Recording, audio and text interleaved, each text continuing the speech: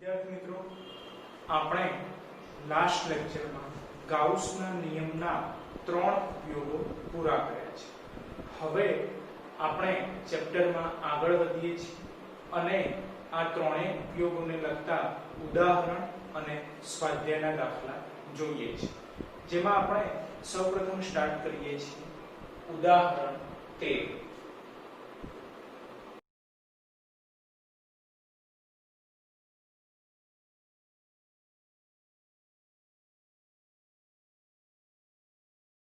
મિત્રો, ઉદાહરણ 13 ની રકમમાં તમને એક પરમાણુ મોડેલ આપેલું છે. પરમાણુ મોડેલમાં આપણને ખ્યાલ છે કે એના કેન્દ્રને ન્યુક્લિયસ કહે છે, કે જેમાં પ્રોટોન અને ન્યુટ્રોન આ બંને કણો રહેલા હોય છે. રાઈટ? તો એવું એક પરમાણુ મોડેલ આપણે આકૃતિમાં દર્શાવ્યું છે કે જેમાં આપણને ખ્યાલ છે કે ન્યુક્લિયસની આસપાસ ઇલેક્ટ્રોન ભ્રમણ કરતા હોય છે. રાઈટ?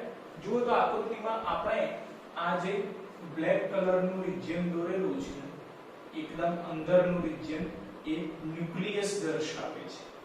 જેમાં આપણે હાલ કીધું એ પ્રમાણે કે પ્રોટોન અને ન્યુટ્રોન આ બંને કણો રહેલા છે. જેમાંથી આપણને ખ્યાલ છે કે ન્યુટ્રોન એ વિદ્યુતભારની દ્રષ્ટિએ તટસ્થ છે, એટલે એનો કોઈ જ વિદ્યુતભાર નથી.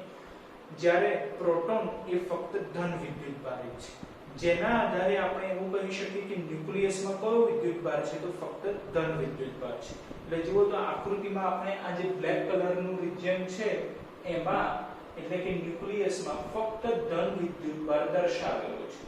રાઈટ? હવે આગળ રકમમાં કીધેલું છે કે આ ન્યુક્લિયસની અંદર જે ધન વિદ્યુતભાર છે એનું મૂલ્ય Ze જેટલું છે.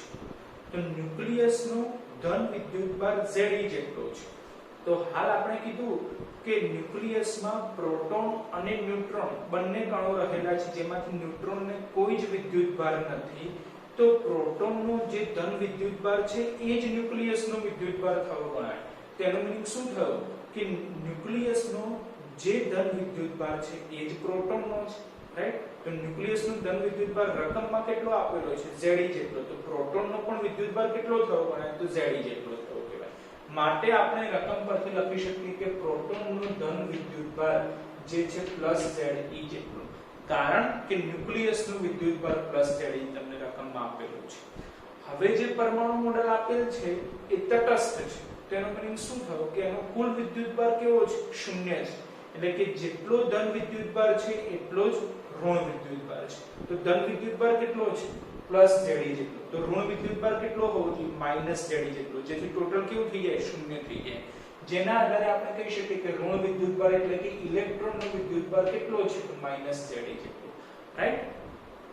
તો જુઓ તો આકૃતિ આપણે સમજીએ કે આ જે ધન વિદ્યુતભાર છે ન્યુક્લિયસનો એરિયા આપણે દર્શાવેલો છે બ્લેક કલર. બરાબર? હવે આગળ રકમમાં કીધેલું છે કે A ના કેન્દ્રથી કેપિટલ R ત્રિજ્યા ધરાવતું એક રિજિયન ધ્યાનમાં લેવાનું છે. તો કેન્દ્રથી કેપિટલ R ત્રિજ્યા ધરાવતું આપણે આ એક ગ્રીન કલરનું રિજિયન ધ્યાનમાં લીધેલું છે. આટલા એરિયાની વચ્ચે નિયમિત કદ વિતરણ છે અને એ પણ ઋણ વિદ્યુતભારનું. નિયમિત કદ વિતરણ ઋણ વિદ્યુતભારનું છે. એટલે આપણે ન્યુક્લિયસ થી ગ્રીન કલરનું જે રિજિયન છે એટલા એરિયાની વચ્ચે ફક્ત ઋણ વિદ્યુતભાર દર્શાવેલું છે. રાઈટ? અને આ ઋણ વિદ્યુતભાર નિયમિત કદ વિતરણ ધરાવે છે. તો એના આધારે એટલા એરિયાને માટે આપણે કદ વિદ્યુતભાર ઘનતા ફાઇન્ડ આઉટ કરી શકીએ છીએ. તો કદ વિદ્યુતભાર ઘનતા નું સૂત્ર આપણે એપ્લાય કરીએ છીએ. મિત્રો, આપણે અગાઉ 3 પ્રકારની વિદ્યુતભાર ઘનતા ભણી ગયેલા. રેખીય વિદ્યુતભાર ઘનતા જેનું સૂત્ર શું થાય? તો λ q/l. પૃષ્ઠ વિદ્યુતભાર ઘનતા એનું સૂત્ર શું થાય? તો σ q/a. અને કદ વિદ્યુતભાર ઘનતા તેનું સૂત્ર શું થશે? તો ρ q/v. તો એ સૂત્ર આપણે એપ્લાય કરીએ છીએ કે કદ વિદ્યુતભાર ઘનતા ρ q એ શું છે? તો કુલ વિદ્યુતભાર છે. કોનો કુલ વિદ્યુતભાર? તો પરમાણુનો વિદ્યુતભાર. તો પરમાણુનો કુલ વિદ્યુતભાર જે ગણાશે q. પરંતુ કદ વિતરણ કેટલા એરિયામાં છે? તો ફક્ત ઋણ વિદ્યુતભાર માટે. એટલે આપણે અહીંયા ઋણ શબ્દ ઉમેરેલો છે. આ ખાસ સમજો કે કેવો વિદ્યુતભાર ધ્યાનમાં લેવાનો છે તો ફક્ત ઋણ વિદ્યુતભાર, કારણ કે રકમમાં આપેલું છે કે ફક્ત ઋણ વિદ્યુતભાર માટે જ નિયમિત કદ વિતરણ છે, એટલે આપણે અહીંયા ઋણ શબ્દ ઉમેરેલો છે અને છેદમાં સૂત્ર પ્રમાણે ρ બરાબર q/v, v તો v શું દર્શાવે છે? કદ દર્શાવે છે, એટલે પરમાણુનું કુલ કદ, રાઈટ? તો નેક્સ્ટ ρ ઇક્વલ ટુ ઋણ વિદ્યુતભાર કેટલો છે તો -Ze, એટલે -Ze લખ્યું, છેદમાં પરમાણુનું કુલ કદ, તો ઋણ વિદ્યુતભાર જેટલા રિજિયન સુધી છે એટલાની ત્રિજ્યા કેટલી છે? જુઓ તો આકૃતિમાં ઋણ વિદ્યુતભાર આટલે સુધી છે, તો એની ત્રિજ્યા કેટલી છે? કેપિટલ R, તો કેપિટલ R ત્રિજ્યા ધરાવતો એક ગોળો છે, તો ગોળાનું કદનું સૂત્ર શું થાય? 4/3πr3, પરંતુ ત્રિજ્યા કેટલી છે? કેપિટલ R, એટલે સૂત્ર છેદમાં કદનું લખેલું છે 4/3πr3, જેમાંથી 3 ઉપર જશે એટલે ઘનતા નું સૂત્ર આપણને મળી જશે -3Ze/4πr3, જે થશે સમીકરણ 1, બરાબર છે? હવે મિત્રો રકમમાં ક્વેશ્ચન તમને કરેલો છે કે સ્મોલ r ત્રિજ્યા ધરાવતું રિજિયન આપણે ધ્યાનમાં લેવાનું છે અને એ રિજિયન સુધી આપણે વિદ્યુત ક્ષેત્ર ફાઇન્ડ આઉટ કરવાનું છે. તો હવે સ્મોલ r ત્રિજ્યા ધરાવતું રિજિયન આપણે 3 અલગ અલગ ભાગમાં વિભાજિત કરી શકીએ છીએ. જેમ કે પહેલો ભાગ એવો લઈ શકીએ કે સ્મોલ r એ કેપિટલ R કરતા ઓછા છે. જો આકૃતિમાં જોજો, ખાસ ધ્યાન આપજો કે કેપિટલ R ત્રિજ્યા ધરાવતું રિજિયન આ ગ્રીન કલરથી દોરેલું છે. આપણે સ્મોલ r ત્રિજ્યા ધરાવતું રિજિયન એવું પસંદ કરીએ છીએ જે કેપિટલ R કરતા ઓછી ત્રિજ્યા છે, રાઈટ? તો આના કરતા ઓછું સર્કલ, એટલે સ્મોલ r ત્રિજ્યા ધરાવતું આપણે એક આ બ્લુ કલરથી સર્કલ દર્શાવેલું છે, રાઈટ? તો એ પહેલો કિસ્સો થયો, small r less than capital R, right? બીજો કિસ્સો ધ્યાનમાં લઈએ છીએ. બીજો કિસ્સો એવો ધ્યાનમાં લઈએ છીએ કે સ્મોલ r કેપિટલ R કરતા વધારે છે, એટલે small r greater than capital R લખાય. તો કેપિટલ R આ ગ્રીન કલરથી આપણે દોરેલા છે અને સ્મોલ r એ કેપિટલ R કરતા વધારે છે, એટલે આપણે આ રેડ કલરથી બીજો રિજિયન દોરેલો છે જેની ત્રિજ્યા કેટલી છે? સ્મોલ r જેટલી છે, જે કેપિટલ R કરતા વધારે છે આપણે જોઈ શકીએ છીએ, રાઈટ? એટલે બીજો કિસ્સો આપણે એવું ધ્યાનમાં લીધેલો છે કે જેમાં small r greater than capital R છે, રાઈટ? અને ત્રીજો કિસ્સો એવો ધ્યાનમાં લઈએ છીએ કે જેમાં સ્મોલ r અને કેપિટલ R એક સરખા છે, એટલે small r equal to capital R છે, એટલે આ કેપિટલ R ત્રિજ્યા ધરાવતું જે ગ્રીન સર્કલ આપણે દોરેલું છે એની ઉપર જ સ્મોલ r ત્રિજ્યા ધરાવતું સર્કલ છે, પરંતુ small r greater than capital R અને small r equal to capital R આ બંનેનો આન્સર એક જેવો છે, એટલે એ બંને કિસ્સાને આપણે કમ્બાઈન કરીને એક જ કિસ્સો કહી દીધો છે B, જે છે small r greater than equal to capital R, right? તો આપણે આ બંને કિસ્સા small r less than capital R અને small r greater than equal to capital R આ બંને કિસ્સા માટે વિદ્યુત ક્ષેત્ર ફાઇન્ડ આઉટ કરવાનું છે ગાઉસના નિયમની મદદથી. મિત્રો આપણને ખ્યાલ છે કે ગાઉસનો નિયમ એપ્લાય કરવો હોય તો આપણે જે સ્થાને ગાઉસનો નિયમ એપ્લાય કરવો હોય, એટલે કે જ્યાં આપણે વિદ્યુત ક્ષેત્ર ફાઇન્ડ આઉટ કરવાનું હોય ત્યાં ગાઉસિયન પૃષ્ઠ વિચારવું પડે. તો પહેલો કિસ્સો કયો છે કે small r less than capital R. તો કેપિટલ R કરતા સ્મોલ r આપણે ઓછા ધ્યાનમાં લેવાના છે અને સ્મોલ r ત્રિજ્યા ધરાવતી એક ગોળાકાર ગાઉસિયન પૃષ્ઠ આપણે વિચારીએ છીએ.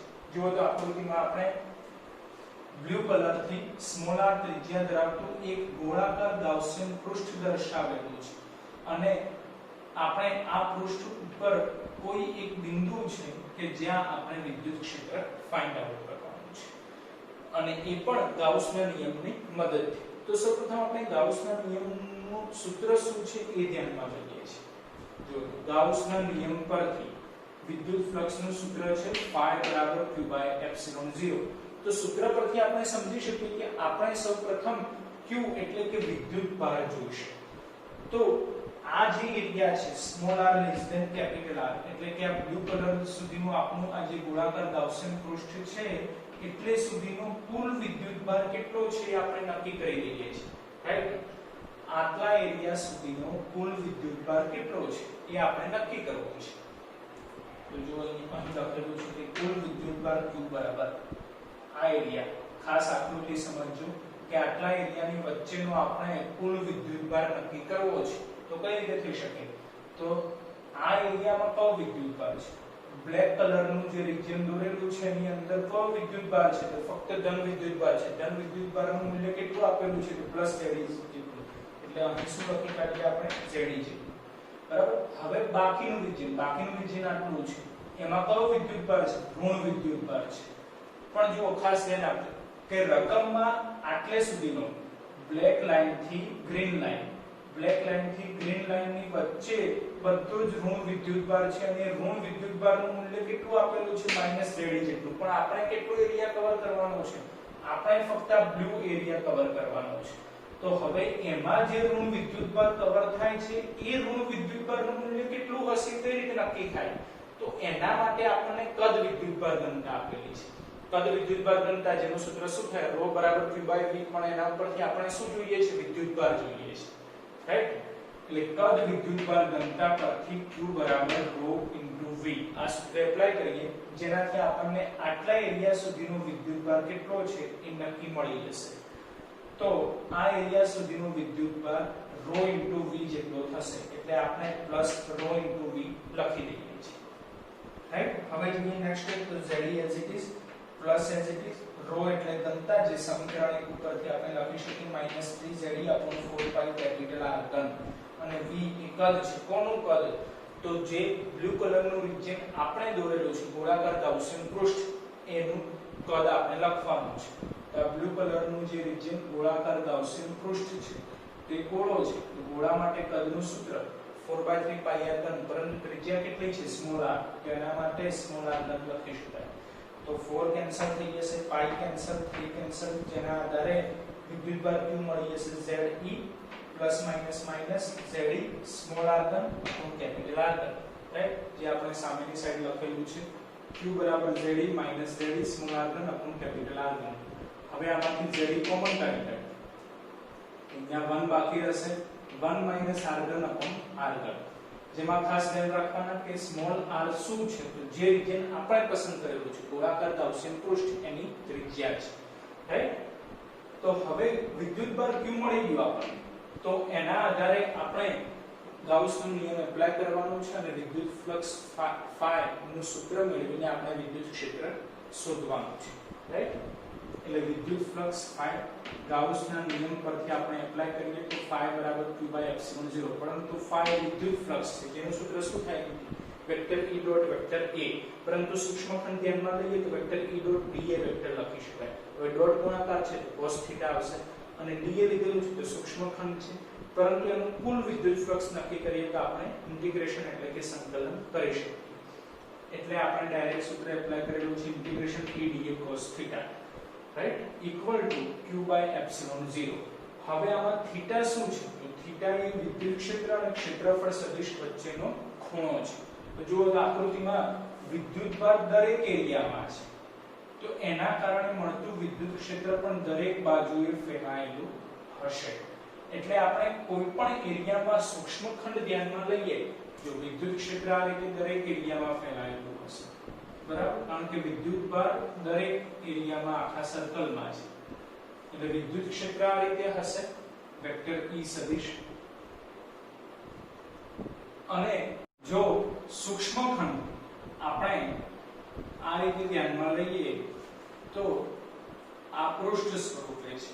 તો પૃષ્ઠ આ રીતે છે તો એને લંબ ક્ષેત્રફળ સદિશ આ રીતે મળશે. બરાબર છે. એટલે આ દિશામાં આપણને મળશે ક્ષેત્રફળ સદિશ વેક્ટર A.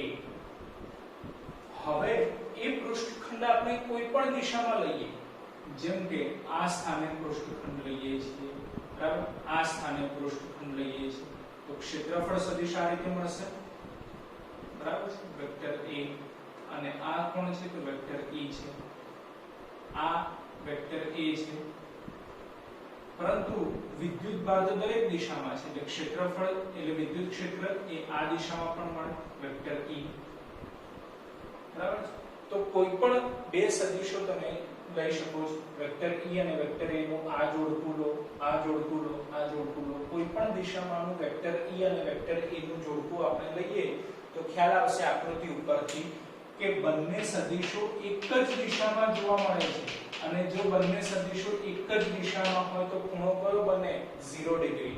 જે કારણોસર આપણે અહીં લખેલું છે થીટા બરાબર 0 ડિગ્રી તો cos 0 ની વેલ્યુ 1 થાય તો એવા સંજોગોમાં e અચળ છે સંકલનની બહાર આવી જશે તો ઇન્ટિગ્રેશન dA આપણને આપશે કેપિટલ A જેના આધારે આપણે લખી શકીએ e કેપિટલ A તો આની જગ્યાએ આપણે લખી દઈએ છીએ e કેપિટલ A q તો q આપણે ઉપર શોધેલા છે એ લખી દઈએ છેદમાં શું છે એપ્સિલોન 0 તો આના છેદમાં એપ્સિલોન 0 લખી દેવાનું એટલે ze upon epsilon 0 into 1 minus small r1 upon capital R1 right મિત્રો હજી ફરીથી કહી દઉં છું કે આ સ્મોલ r અને કેપિટલ R માં ભૂલ ના કરતા રાઈટ નેક્સ્ટ સ્ટેપ કે આપણે વિદ્યુત ક્ષેત્ર શોધવાનું છે તો a છેદમાં આવી જશે એટલે E બરાબર ze upon a છેદમાં આવી ગયા એટલે a epsilon 0 1 minus r1 upon capital R right equal to ze as it is છેદમાં a એ શું છે ક્ષેત્રફળ કોનું ક્ષેત્રફળ તો જે રિજિયન આપણે પસંદ કરેલું છે એટલે કે સ્મોલ r ત્રિજ્યા ધરાવતું ગોળાકાર ગાઉસિયન પૃષ્ઠ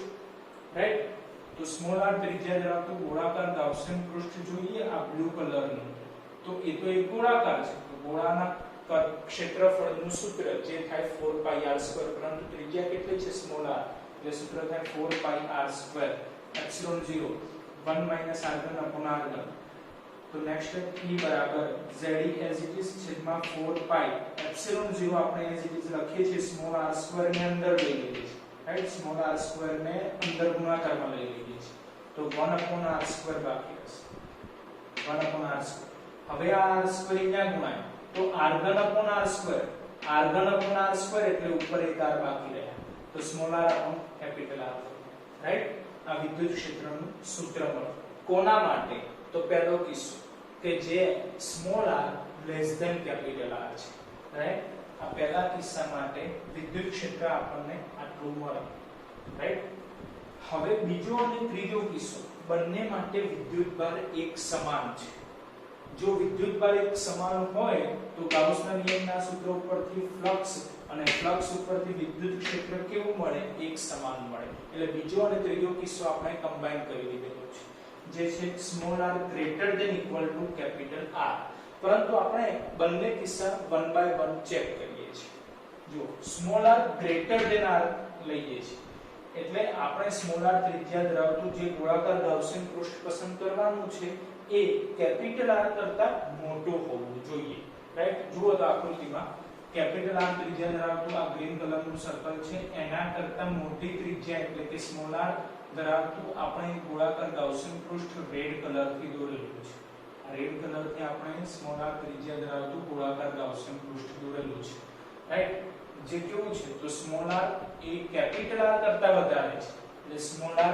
ગ્રેટર ધેન કેપિટલ R થાય છે તો એના માટે પણ આપણે સૌપ્રથમ શું નક્કી કરવું પડે વિદ્યુતભાર નક્કી કરવો પડે તો હવે આટલા એરિયા સુધીનો આપણે વિદ્યુતભાર નક્કી કરવાનો છે તો કેન્દ્રથી આટલે સુધીનો વિદ્યુતભાર કેટલો છે તો પરમાણુ તો કેવો છે તટસ્થ છે તેનો મીનિંગ શું થયો કે આ ધન વિદ્યુતભાર બ્લેક એરિયા સુધીનો ધન વિદ્યુતભાર કેટલો છે તો Ze જેટલો એટલે Ze લખી કાઢેલા છે બાકીનો આટલો એરિયા બ્લેક થી તે ગ્રીન સુધીનો આ બ્લેક થી ગ્રીન સુધીનો એરિયા કેવો છે તો ઋણ વિદ્યુતભારી છે એ ઋણ વિદ્યુતભાર કેટલો છે તો Ze જેટલો એટલે ધન વિદ્યુતભાર Ze માઈનસ ઋણ વિદ્યુતભાર Ze અને ટોટલ કેવું થઈ જશે શૂન્ય થઈ જશે કેમ કારણ કે પરમાણુ કેવો છે તટસ્થ છે એટલે જેટલો ધન વિદ્યુતભાર એટલો જ ઋણ વિદ્યુતભાર છે એટલે ટોટલ કેવું થઈ જાય શૂન્ય થઈ જાય રાઈટ હવે ત્રીજો કિસ્સો ધ્યાનમાં લઈએ કે r equal to capital R એટલે જે કેપિટલ R ત્રિજ્યા ધરાવતું રિજિયન છે એની ઉપર જ સ્મોલ r ત્રિજ્યા ધરાવતું એક રિજિયન આપણે પસંદ કરવાનું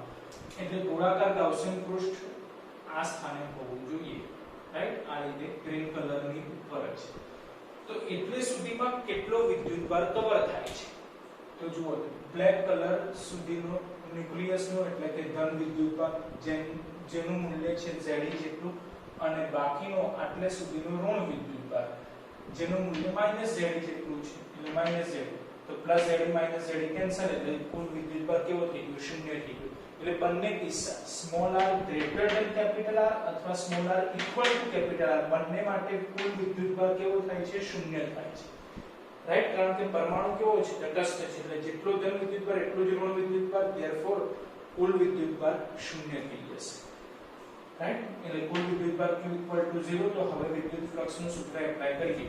phi બરાબર vector E dot vector A equal to ગાઉસના નિયમ પરથી phi બરાબર Q બાય એપ્સિલોન 0, પરંતુ Q કેવા મળ્યા? 0. તો ઇક્વલ ટુ 0 આપણે લખી શકીએ. એટલે આપણે કહી શકીએ કે જો Q 0 છે તો વિદ્યુત ક્ષેત્ર 0 છે, અને જો વિદ્યુત ક્ષેત્ર 0 છે તો ફ્લક્સ 0 છે. રાઈટ. એટલે વિદ્યુત ક્ષેત્ર E બરાબર 0 આપણે કહી શકીએ. એટલે બે કિસ્સા small r greater than equal to capital R, બંને માટે વિદ્યુત ક્ષેત્ર કેવું મળે છે? 0 મળે છે. બરાબર છે. હવે જોઈએ છીએ સ્વાધ્યાયનો 23મો દાખલો.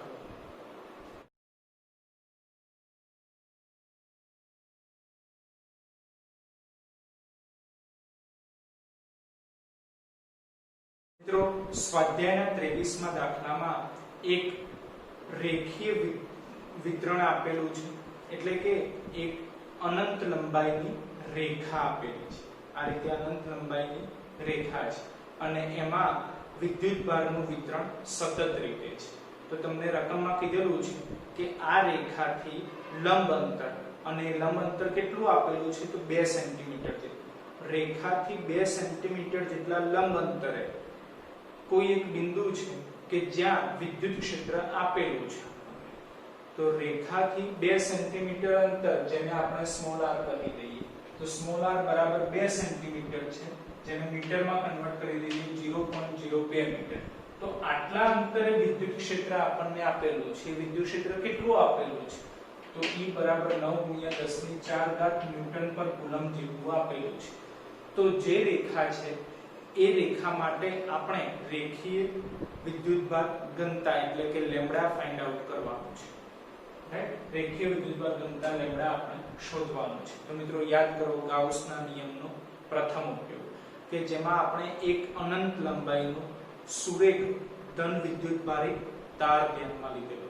એના માટે એ તારથી લંબ અંતરે કોઈ એક બિંદુ હોય તો એ બિંદુ પાસે વિદ્યુત ક્ષેત્ર શોધવાનું સૂત્ર, એ સૂત્ર આપણે લાસ્ટ લેક્ચરમાં મેળવેલું, જે છે E બરાબર λ/2πr એપ્સિલોન 0. પરંતુ અત્યારે આપણે લેમ્બડા શોધવાના છે. તો સૂત્રમાંથી લેમ્બડાને કરતા બનાવો તો 2πr E એપ્સિલોન 0 થઈ જશે.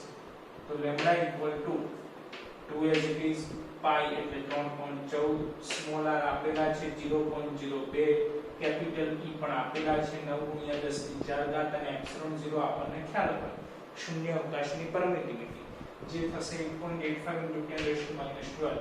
મિત્રો આ દરેકનો ગુણાકાર કરીએ એટલે આપણને રેખીય વિદ્યુતભાર ઘનતા લેમ્બડા મળી જશે 10⁻7 કુલમ્બ પર મીટર. રાઈટ. હવે જોઈએ છીએ સ્વાધ્યાયનો 24મો દાખલો.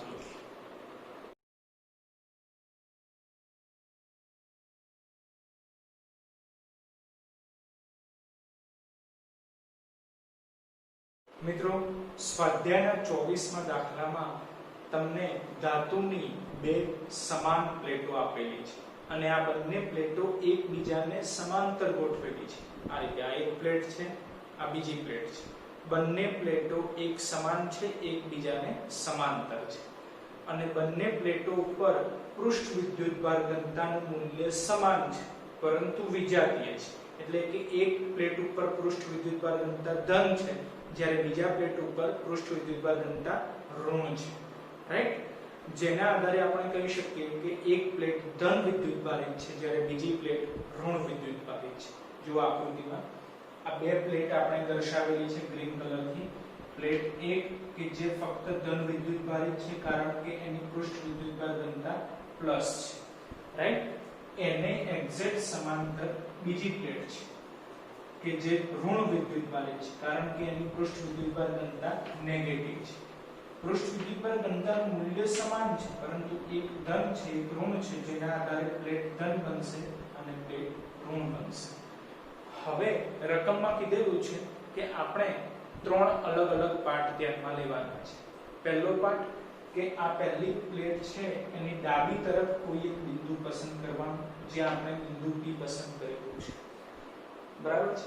પછી બીજી પ્લેટની જમણી તરફ કોઈ એક બિંદુ પસંદ કરવાનું, કે જ્યાં આપણે કેપિટલ R બિંદુ પસંદ કરેલું છે, અને બંને પ્લેટોની વચ્ચેનો એરિયા બંને પ્લેટોની વચ્ચેનો એરિયા ત્યાં પણ એક બિંદુ પસંદ કરવાનું જ્યાં આપણે Q બિંદુ પસંદ કરેલું છે. તો રકમમાં કીધેલું છે કે આ ત્રણ બિંદુઓ P Q R ત્રણેય બિંદુઓ પાસે પરિણામી વિદ્યુત ક્ષેત્ર ફાઇન્ડ આઉટ કરો. તો આપણે 1 બાય 1 ધ્યાનમાં લઈએ છીએ. સૌપ્રથમ ધ્યાનમાં લઈએ કે P બિંદુ પાસે વિદ્યુત ક્ષેત્ર કેટલું મળશે, બરાબર.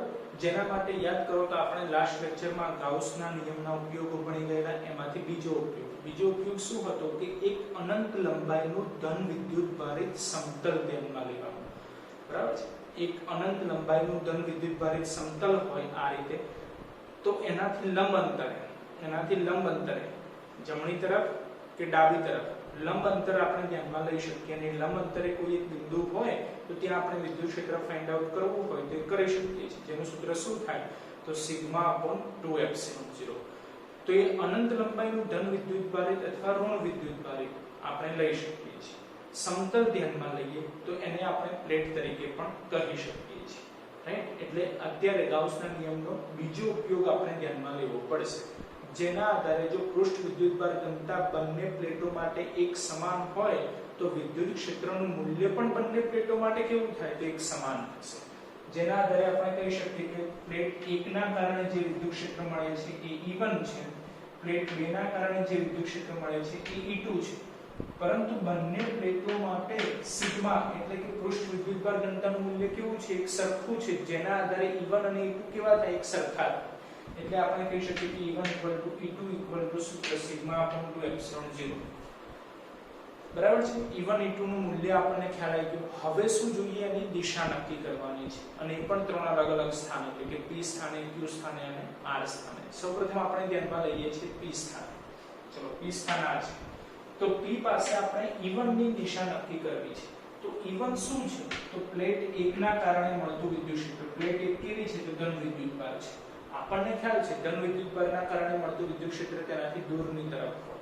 તો આ ધન વિદ્યુતભારના કારણે P પાસે મળતું વિદ્યુત ક્ષેત્ર તેનાથી દૂરની તરફ હશે.